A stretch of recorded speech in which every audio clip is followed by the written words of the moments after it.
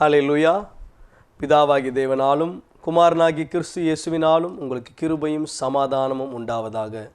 மீண்டுமாக நம்முடைய அப்போஸ்தல தீர்க்கதரிசன ஊழியத்தின் சார்பாக இன்று உங்களை நான் சந்திப்பதற்கு மிகவும் நான் சந்தோஷப்படுகிறேன். உண்மையாக தேவனுடைய பிள்ளைகளே, இப்பொழுதும் கூட நாம் தேவனுடைய வார்த்தைக்கு நேராக நாம் கடந்து செல்ல இருக்கிறோம். இப்பொழுதும் ஒரு சில நிமிடம் நாம் ஜெபித்து விட்டு தேவனுடைய வார்த்தைக்கு நேராக நாம் கடந்து செல்வோம். இருக்கிற இடங்களில் நீங்கள் கண்களை மூடி கர்த்தரை நோக்கி பார்க்க முடியாது நான் கேட்டுக்கொள்கிறேன். ஹல்லேலூயா. ஸ்தோத்திரம் ஆண்டவரே, மகா இரக்கமும் கிருபையும் நிறைந்த எங்கள் நல்ல ஆண்டவரே, ஆசீர்வதிக்கப்பட்ட இந்த வேலைக்காக நன்றி அப்பா. கர்த்தாவே, மத்தேயு எழுதின சுவிசேஷம் 10ஆம் அதிகாரம் 20ஆம் வசனத்தில் வாசிக்கிறோம், பேசுகிறவர் நீங்கள் அல்ல, பிதாவின் ஆவியானவரே உங்களிலிருந்து பேசுகிறவர் என்று சொன்னீரே அப்பா. பிதாவின் ஆவியானவரே, அடிமையோடு கூட இருந்து நீர் பேசும்படியாய் ஜெபிக்கிறோம். இது பிள்ளைகளுக்கு வேண்டிய ஆகாரத்தை தேவ ஆவியானவர் பொழிந்தருளும்படியாய் ஜெபிக்கிறோம் அப்பா. கர்த்தாவே அப்பா, வார்த்தைக்கு விரோதமாக எழும்புகிற எல்லா அந்தகார வல்லமைகளை, சத்துருவானுடைய கிரியைகளை நசரனாகிய இயேசு கிறிஸ்துவின் நாமத்தினால் நான் கடிந்து கொள்கிறேன் ஆண்டவரே. தொடக்கம் முதல் முடிவு வரை தேவாவினவரே வழிநடத்தும் கேட்கிற ஜனங்களுடைய இருதயத்தில் கர்த்தர் நீர் பேசும்படியாய் நான் ஜெபிக்கிறேன் ஆண்டவரே. கர்த்தர் நீர் கிரியை செய்வீராக.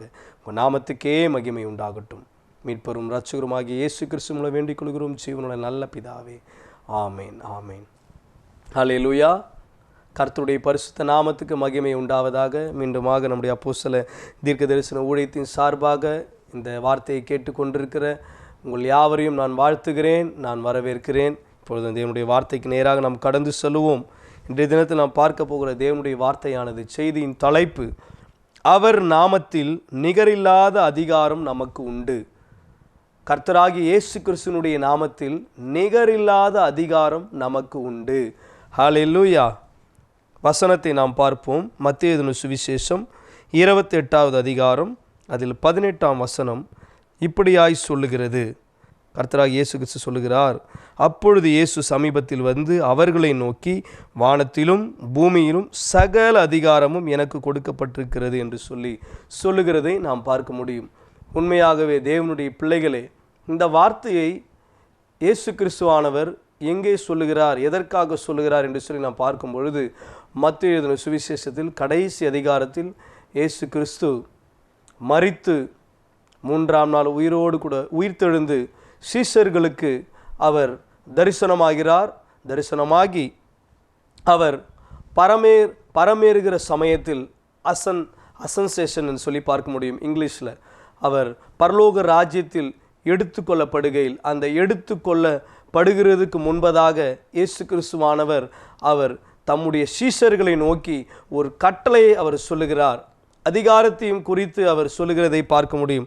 அதுதான், அப்பொழுது இயேசு சமீபத்தில் வந்து அவர்கள் கிட்ட வந்து அவர்களை நோக்கி, வானத்திலும் பூமியிலும் சகல அதிகாரமும் எனக்கு கொடுக்கப்பட்டிருக்கிறது என்று சொல்லி நாம் சொல்ல முடியும்.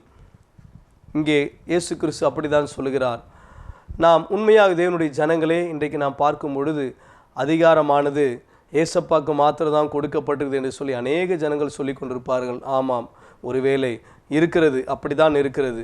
இரண்டாவது, கர்த்தராகிய இயேசு கிறிஸ்துக்கு அந்த அதிகாரம் கொடுக்கப்பட்டிருக்குது என்று சொல்லி சொன்னால், அவர் மூலமாயும் படைக்கப்பட்ட நாம், தாயின் கருவில் தோன்றும் முன்னே பெயர் சொல்லி நம்மை அறிந்த தேவன், ஏசப்பா சொல்லுகிறார், என்னை காண்கிறவன் பிதாவை காண்கிறான் என்று சொல்லி, ஒருவன் அவரை காண்கிறவன் அவரை போல இருக்கிறான் என்று சொல்லி வேதவசனம் சொல்லுகிறது. ஒருவன் என்னோடு கூட இருந்தால் நான் அவனோடு கூட இருப்பேன்னு சொல்லி தேவன் சொல்லியிருக்கிறார்.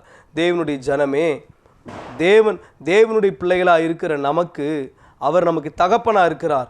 ஒரு தகப்பனாக இருக்கும் பொழுது அந்த தகப்பனுடைய அதிகாரங்கள், சகல அதிகாரமும் நமக்கும் அது கொடுக்கப்பட்டிருக்கிறது என்பதற்கு அதுக்கு ஒரு துளி சந்தேகமும் இல்லை என்று சொல்லி நாம் பார்க்க முடியும். இந்த வசனத்தை ஓர்த்து நாம் ஒரு சில காரியங்களை நாம் விரிவாக பார்க்கும் பொழுது, சிலர் குறிப்பிட்ட இடங்களில் இருக்கும் தங்கள் அதிகாரத்தை பற்றி பெருமையாக பேசிக்கொண்டிருக்கிறதை நாம் பார்க்க முடியும். இந்த உலகத்தில் இருக்கிற ஜனங்கள் தனக்கு ஒரு சில அதிகாரங்கள் வந்துவிட்டால், ஒருவேளை அது ஒரு அரசியலாக இருக்கலாம், ஒரு சில அநேக காரியங்களாக இருக்கலாம், நாம் பார்க்கும் பொழுது படிப்பாக இருக்கலாம், பதவியாக இருக்கலாம், அந்தஸ்துகளாக இருக்கலாம், அப்படிப்பட்ட அதிகாரத்தை வைத்து அநேக ஜனங்களை துன்பப்படுத்தி கொண்டு இருப்பார்கள் என்று சொல்லி நாம் பார்க்க முடியும். ஒரு நாடு, நகரம், தெரு போன்ற இடங்கள், அநேக இடங்களில் சிலர், அதாவது படிக்கிற பசங்கள் தன்னுடைய அதிகாரத்தை வைத்துக்கொண்டு அந்த லீடர்ஷிப் என்று சொல்லப்படுகிற அந்த தலைமைத்துவத்தின் ரீதியாக ஜனங்களை அவங்க ரேகிங் பண்ணி கொண்டிருப்பார்கள், அவர்களை துன்பப்படுத்தி கொண்டிருப்பார்கள் என்று சொல்லி நாம் பார்க்க முடியும். அவர்களை கொடுமைப்படுத்தி கொண்டு கூட இருப்பார்கள் என்று சொல்லி பார்க்க முடியும். இது உலகத்துக்குரிய அதிகாரங்கள். உலகத்தில் இருக்கிற ஜனங்கள், தேவனை அறியாத ஜனங்கள், தேவனோடு கூட இசைந்து வாழாத ஜனங்கள், இப்படிப்பட்ட சாத்தானுடைய அதிகாரத்துக்கு கீழாக இருக்கிற ஜனங்களை அவர்கள் கொடுமைப்படுத்தி கொண்டிருப்பார்கள் என்று சொல்லி நாம் பார்க்க முடியும். ஆனால் ஒருவர் இருக்கிறார், அவர்தான் கர்த்தராகிய இயேசு கிறிஸ்து. அவருடைய அதிகாரம் இந்த பிரபஞ்சத்தையே கடந்தது மற்றும் முழு பரலோகத்திலும் பூமியிலும் பூமிக்கு கீழும் அது நீடித்திருக்கிறது. தேவனுடைய ஜனங்களே, அவர் நாமம்தான் இயேசு கிறிஸ்து. தேவனுடைய நாமத்துக்கு மகிமை உண்டாவதாக. ஹல்லேலூயா.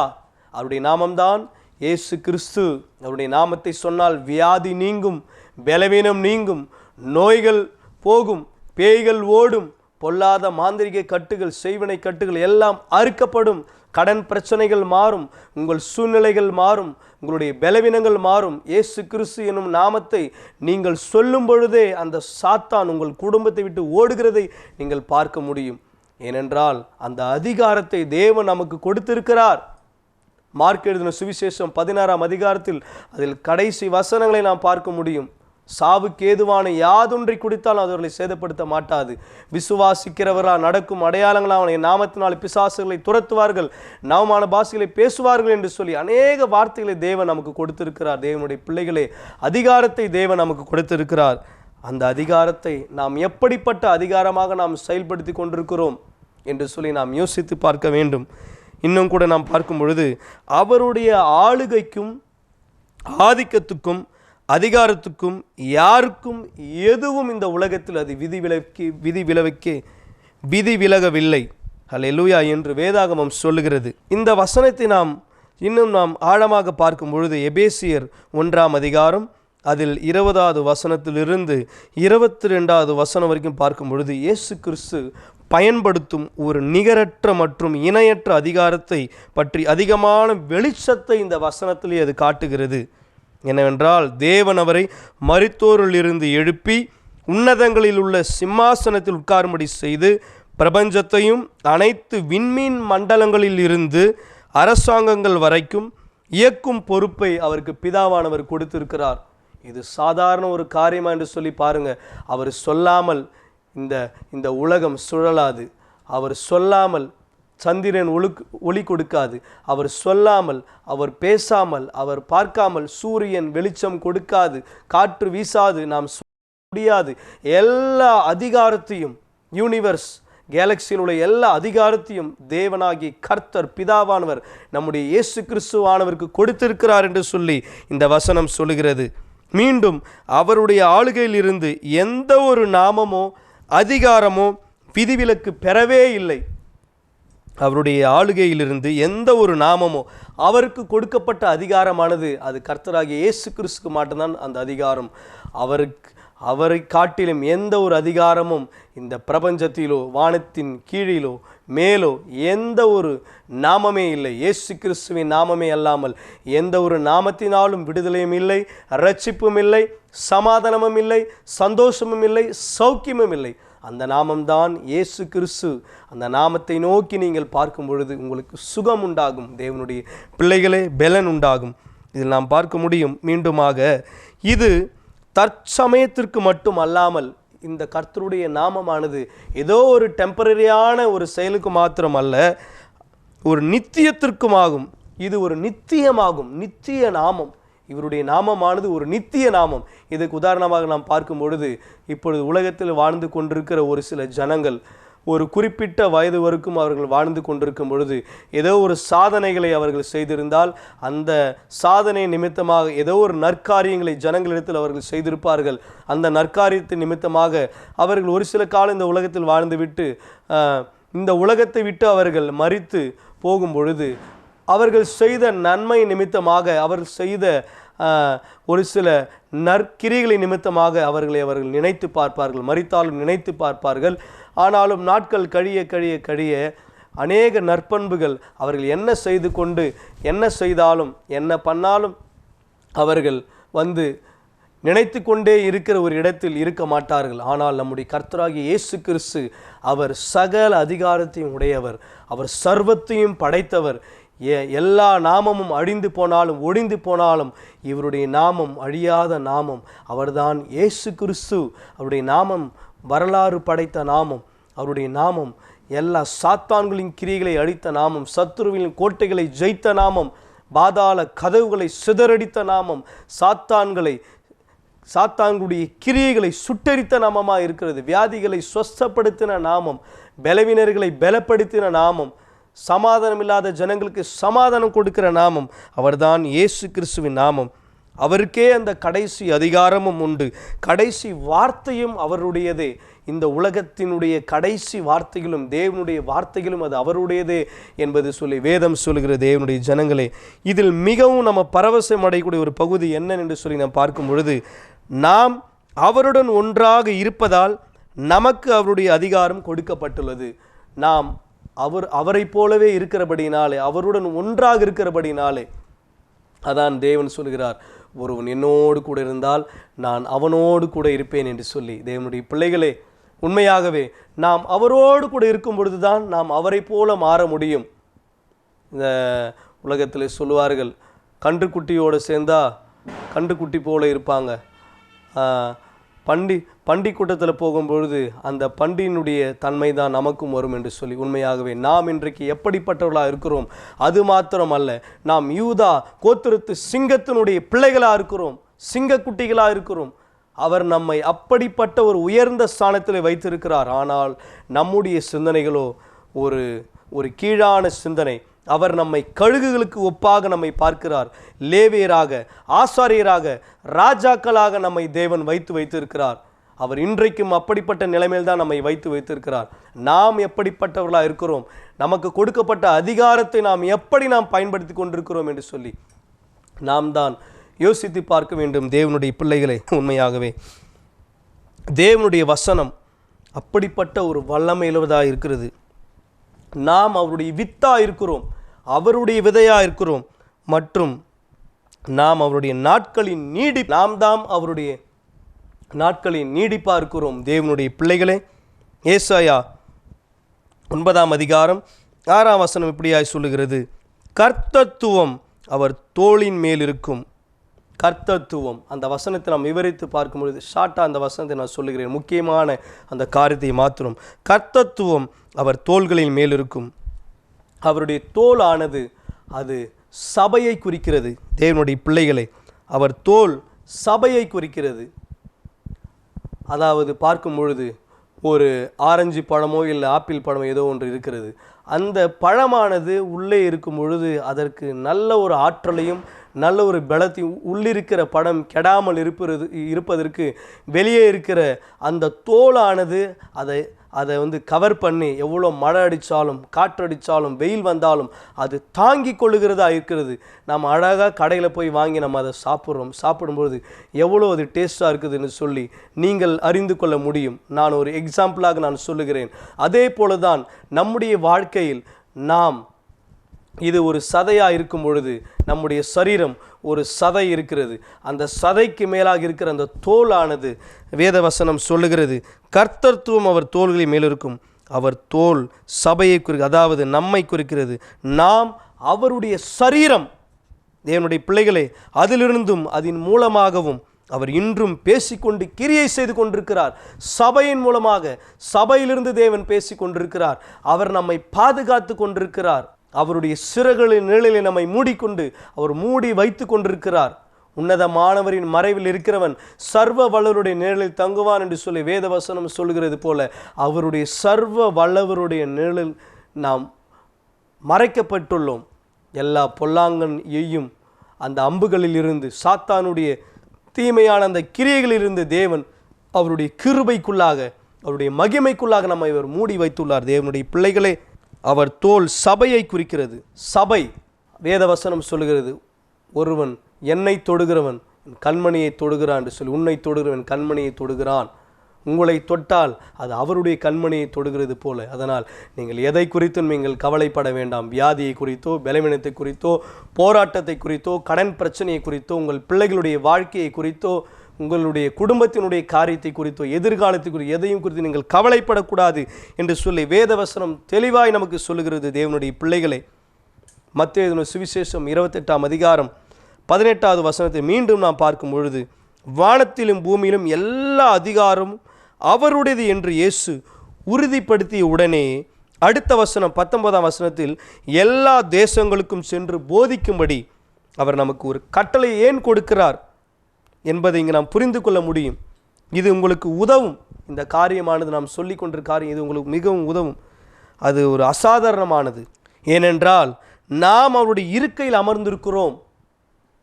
இருக்கையில் நாம் ஒன்றாய் அமர்ந்திருக்கிறோங்க. கர்த்தராகிய இயேசு கிறிஸ்து உட்கார்ந்திருக்கிற அந்த வலது பாரிசத்தில், அந்த இருக்கையில் தேவன் நமக்கு அந்த ஸ்லாக்கியத்தை நமக்கு கொடுத்து வைத்திருக்கிறார். ஏனென்றால் அவருடைய அதிகாரத்தின்படியே நாம் செயல்படுகிறோம். இதான் இங்கே சொல்லுகிறது. அவர் செய்த அதே வேலைகளை நாமும் செய்ய இதுவே காரணம். தேவனுடைய ஊழியத்தை இன்றைக்கு எப்படி அலையலையாய் ஊழியர்கள் எழும்பிக் கொண்டே இருக்கிறார்கள். தேவனுடைய விசுவாசிகள், தேவனுடைய பிள்ளைகள் பெருகி கொண்டே இருக்கிறார்கள். தேவனுடைய வசனத்தை அறிந்து கொள்ளுகிற காலம் பூமி எங்கும் வந்து கொண்டே இருக்கிறது என்று சொல்லி வேத வசனத்தின் நிமித்தமாக அது நிறைவேறி கொண்டே தான் இருக்கிறது. தேவனுடைய பிள்ளைகளை அவர் செய்த அந்த ஊழிய வேலைகளை நாமும் செய்ய இதுவே காரணம். மீண்டும் எல்லா பிசாசுகள் மீதும் வல்லமையையும் நோய்களை குணப்படுத்த அதிகாரத்தை நமக்கு அவர் கொடுத்து விட்டார். மீண்டும் மார்க்கு 16:17 எழுதியவைகளை நாம் வாசிக்கும் பொழுது, விசுவாசிக்கிறவர்களால் நடக்கும் அடையாளங்களாவன என் நாமத்தினாலே பிசாசுகளை துரத்துவார்கள். அந்த அதிகாரத்தை நம்ம கொடுத்துருக்கிறார். இன்றைக்கு அநேக ஜனங்கள் சாதாரண ஒரு பகலில் நல்ல தைரியமாக சுற்றுவாங்க, எல்லா காரியத்தையும் செய்வாங்க. ஒரு நைட்டு வரும்பொழுது ஒரு சில ஜனங்கள், தேவனுக்குள்ள ரட்சிக்கப்பட்ட ஜனங்களே தேவனுடைய பிள்ளைகளை பயந்து கொண்டிருப்பார்கள். ஏன் அந்த பயம்? வேத வசனம் சொல்லுகிறது, பயப்படுகிறவர்களும் அபிவிசுவாசிகளும் தேவனுடைய ராஜ்யத்தில் பிரவேசிக்க மாட்டார்கள் என்று சொல்லி, அதுவே பாவம் என்று சொல்லி சொல்லப்பட்டிருக்கிறது. அப்போது நாம் பயந்தாலே தேவனுடைய ராஜ்யத்தில் பிரவேசிக்க முடியாதா? எதுக்கு நாம் பயப்படுகிறோம்? வியாதியை கண்டு நாம் பயப்படுகிறோம். ஒரு சாதாரண ஒரு இரவை கண்டு நாம் பயப்படுகிறோம். நிழலை கண்டு பாம்பு என்று சொல்லி பயப்படுகிற ஜனங்கள் இருப்பார்கள். தேவனுடைய பிள்ளைகளை, அப்படி நீங்கள் பயப்படக்கூடாது. தேவனுடைய நாமத்தின் மேல் நீங்கள் விசுவாசம் வைத்து நீங்கள் வாழும் பொழுது, நீங்கள் நடக்கும் பொழுது, விசுவாச அறிக்கை செய்து நடக்கும் பொழுது, தேவனுடைய அதிகாரம் நீங்கள் பேச பேச பேச சாத்தானுடைய கிரியைகள், அவனுடைய ஆளுகைகள் உங்களுடைய கண்ட்ரோலுக்குள்ளே வந்துவிடும். அவனுடைய கோட்டைகள் எல்லாம் தகர்க்கப்படும் என்று சொல்லி வேதவசனம் சொல்லுகிறது. மீண்டுமாக பிசாசுகளை துரத்துவதற்கும் சூழ்நிலைகளை அடக்குவதற்கும் இயேசுவின் நாமத்தில் உங்களுக்கு நிகரற்ற அதிகாரத்தை தேவன் கொடுத்திருக்கிறார். உங்களால் செய்ய முடியாதது எதுவுமே இல்லை. இந்த உலகத்தில் வாழ்ந்து கொண்டிருக்கிற நமக்கு செய்ய முடியாத காரியம் ஒன்றுமே இல்லை. தேவனுடைய நாமத்தினால் எல்லா அற்புதங்களையும் அதிசயங்களையும் அடையாளங்களையும் செய்ய முடியும். அவரோடு கூட வாழும் பொழுது, அவருடைய நாமத்தை விசுவாசித்து நடக்கும் பொழுது நாம் எல்லாவற்றையும் செய்து முடிக்க முடியும். உங்களால் மாற்ற முடியாத நம்பிக்கையற்ற சூழ்நிலையும் இல்லை. நம்பிக்கை இல்லாத சூழ்நிலை நம்பிக்கையாக மாற்ற முடியும். அவருடைய நாமத்தில் நீங்கள் எல்லாவற்றையும் செய்யலாம். ஹல்லேலூயா, ஹல்லேலூயா. தேவனுடைய நாமத்தினால் கூடாத காரியம் ஒன்றுமில்லை. அதான் வேதம் பாட்டு மூலமாக கூடுமே எல்லாம் கூடுமே, உம்மாலே எல்லாம் கூடும், கூடாதது ஒன்றுமில்லை, உம்மால் கூடாதது ஒன்றுமில்லை என்று சொல்லி, உம்நாமம் சொன்னால் போதும் பேய்கள் ஓடுதையா என்று சொல்லி நாம் பார்க்க முடியும். அவருடைய நாமத்தினால் எல்லாமே கூடும். அவருடைய நாமத்தில் நிகரில்லாத அதிகாரத்தை நமக்கு கொடுத்து வைத்திருக்கிறார். அந்த அதிகாரத்தை நாம் எப்படி நாம் பயன்படுத்துகிறோம் என்று தான் நம்முடைய கையில் இருக்கிறது. இந்த காரியம் உங்களுக்கு மிகவும் பிரயோஜனமாக இருக்கும் என்று சொல்லி நான் விசுவாசிக்கிறேன். இப்போதும் ஜெபித்து உங்களுக்காக ஜெபிக்க நான் ஆசைப்படுகிறேன். இருக்கிற இடங்களில் அப்படியே கண்களை மூடிக்கொண்டு ஒரு சில நிமிடம் என்னோடு கூட ஜெபத்தில் நீங்கள் இணைந்து கொள்ள முடியாய் நான் கேட்கிறேன். கண்களை மூடி. ஹல்லேலூயா. ஸ்தோத்திரம் ஆண்டவரே, ஸ்தோத்திரம் அப்பா. ஹல்லேலூயா. உம்மை துதிக்கிறோம், ஸ்தோத்தரிக்கிறோம் அப்பா. ரபாலா சந்த ரபா லீகா தூரா மாசா டாக்கா ரபா. மகா இரக்கமும் கிருபை நிறைந்த நல்ல ஆண்டவரே அப்பா, இந்த ஆசீர்வதிக்கப்பட்ட வேலைக்காக நன்றி தகப்பனே. அப்பா, இவ்வளவு நேரம் இந்த வார்த்தைகளை உமது பிள்ளைகள் கேட்டிருக்கிறார்கள் ஆண்டவரே. உம்முடைய நாமத்தில் நிகரில்லாத அதிகாரம் உண்டு என்று சொல்லி நாம் பார்த்தோம். ஆம் ஆண்டவரே, இன்றைக்கு அநேக ஜனங்கள் தனக்கு கொடுக்கப்பட்ட ஒரு சில அதிகாரத்தை வைத்து கொண்டு தேவனுக்கு பிரியமில்லாத காரியங்களை செய்து கொண்டிருக்கிறார்கள் என்பதை நீர் அறிவீர் ஆண்டவரே. ஆம் கர்த்தாவே, உம்முடைய ராஜ்யம் வரட்டும் ஆண்டவரே. உடைய சித்தம் நிறைவேறட்டும் ஆண்டவரே. தேவனுடைய பிள்ளைகளுடைய வாழ்க்கையில் காணப்படுகிற சூழ்நிலைகளை அப்பா அசாத்தியங்களை சாத்தியமாக நீர் மாற்றும்படியாக நான் ஜெபிக்கிறேன் ஆண்டவரே. கண்ணீர்கள் மாறட்டும், கவலைகள் மாறட்டும், சாத்தான்களுடைய ஆளுகைகள் இயேசு கிறிஸ்துவின் நாமத்தினாலே முறியடிக்கப்படட்டும். அவனுடைய அதிகாரங்கள் எல்லாம் சீர்குலைக்க இயேசு கிறிஸ்துவின் நாமத்தில், அதிகாரமுள்ள நாமத்தில் நான் ஜெபிக்கிறேன் ஆண்டவரே. கண்ணீரோடு, கவலையோடு, பாரத்தோடு, ஏக்கத்தோடு, ஒரு புலம்பலோடு, வியாதியின் பிடியோடு, பிசாசின் பிடியோடு, மாந்திரிக கட்டுகளோடு வாழ்ந்து கொண்டிருக்கிற தேவனுடைய குடும்பத்தின் மீது, குடும்பங்களுக்குள்ளாக, அவங்களுடைய சரீரத்துக்குள்ளாக கர்த்தருடைய வல்லமை ஊடுருவி பாயட்டும் இப்பொழுதே அப்பா. ரபா கபா சந்த ரபா லீகா துரா மாசாட்டாபா ஏப்ரோ சந்தா ராக்கா சேட்டே கேலேதோரோ. கர்த்தருடைய வல்லமை கடந்து செல்லட்டும் அப்பா. ஒரு அற்புத சுகம் உண்டாகட்டும் ஆண்டவரே. இந்த நிகழ்ச்சியை பார்த்து கொண்டிருக்கிற ஒரு சகோதரனுடைய சரீரத்தில் கர்த்தருடைய வல்லமை இறங்கி இப்பொழுதே ஆளுகை செய்து கொண்டிருக்கிறது. கர்த்தர் உன்னை விடுதலையாக்குகிறார். நீ எந்த இடத்துல இருந்தாலும் கர்த்தர் உன்னை அறிந்து கொண்டிருக்கிறார். அவர் சமீபத்தில் மாத்திரம் தேவன் அல்ல, அவர் தூரத்திற்கும் தேவனாக இருக்கிறார். மகளே நீ திகையாதே, மகனே நீ கலங்காதே, கர்த்தர் உன்னோடு கூட இருக்கிறார். நான் உன்னை விட்டு விலகுவதும் இல்லை, உன்னை கைவிடுவதும் இல்லை என்று சொல்லி அவர் வாக்களித்த தேவன். அவர் வாக்கு மாறாதவராக இருக்கிறார். பொய் சொல்ல அவர் ஒரு மனுஷன் அல்ல, மனம் மாற அவர் ஒரு மனு புத்திரன் அல்ல. அவர் உனக்கு சொன்னதை செய்யுமளவு உன்னை கைவிடுவதே இல்லை. மகனே மகளே, அவருடைய கரத்தை நீ உறுதியாய் பற்றிக்கொள். அவருடைய நாமத்தில் அதிகாரம், அநேக அதிகாரங்கள் உண்டு. அவருக்குள்ளாக பயன்படுத்துகிற அதிகாரத்தை தேவன் உனக்கு இன்று கொடுக்கிறார். கிறிஸ்துவுக்குள்ளாக சாத்தான்களுடைய சிறைகளை முறியடிக்க அதிகாரம் நமக்கு கொடுத்திருக்கிறார், உனக்கு கொடுத்திருக்கிறார். மனுஷனை கீழ்ப்படுத்துகிற அதிகாரம் அல்ல, மனுஷியை கீழ்ப்படுத்துகிற அதிகாரம் அல்ல, சாத்தான்களுடைய ராஜ்யத்தை கீழ்ப்படுத்துகிற அதிகாரம் இன்றைக்கு உனக்குள்ளே செயல்படுகிறது.